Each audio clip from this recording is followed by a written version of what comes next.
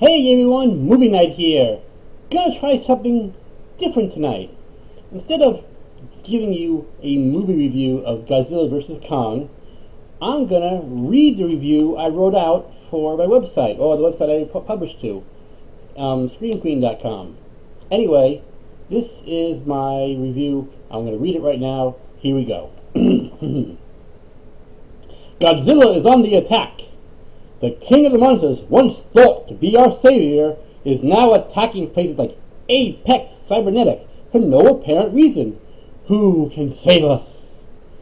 Meanwhile, King Kong is still living on Skull Island. He has aged since we last saw him, but he's still as tough as they come. What will happen when these two behemoths finally face off one-on-one? Extended universes are trending in Hollywood. Marvel has done it to perfection, and DC is trying to catch up. Universal failed miserably. Legendary Pictures snuck it in when they gave us Kong, Skull Island, where a post-credit scene linked it to the latest Godzilla reboot. Since 1962, when they last rumbled, fans have been waiting for the two classic monsters to engage once more. The chief complaint about past Godzilla movies is how poorly the human characters are written. Sadly, that trend continues here. There are some good guys and bad guys represented, but you don't care about their fates. That's not to suggest anyone gave a bad performance. It's just none of the actors are given much to work with from this script. The best standout comes from Millie Bobby Brown, best known for the Netflix series Stranger Things. Of all the human stories going, hers is the most interesting. Then again, most folks probably are not tuning into this picture to see a deep human story. No! They are here to see the two most popular movie monsters get down and dirty. And on that front, it delivers. The key difference between the Godzilla reboot of 1998 and 2014 is the latter features a star fighting other monsters.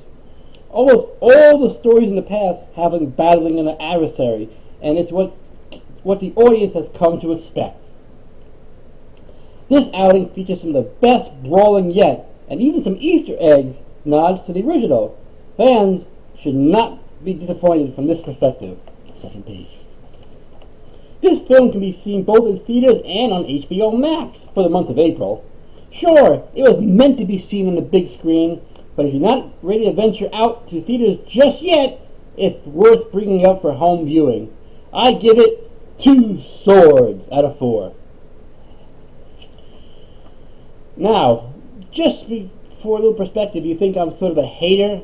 Let me tell you, when I grew up during Thanksgiving, on Thanksgiving Day, Channel 9 in New York would always show King Kong and some Son of Kong, all the King Kong movies, and I always watched them. Then on Friday, the day after Thanksgiving, they'd show Godzilla movies, and I tune in every time to see those Godzilla and King Kong movies. I was a big Godzilla fan growing up. King Kong vs. Smog Monster being my favorite. So if you think I'm just like a hater, no, I love these monsters. And like I said, I get to see them fight, and it's fun fights. But I do wish the human characters were a bit more involved in some way that would be more interesting overall. Anyway, that's my review. Tune in next week, that's next week. Oh, Mortal Kombat's in 2 weeks, so it'll be a few more weeks before we can talk about that. Otherwise, hope everyone has a good time, and have a good Easter or Passover, and I will see you next time. Take care. Hit the stop button.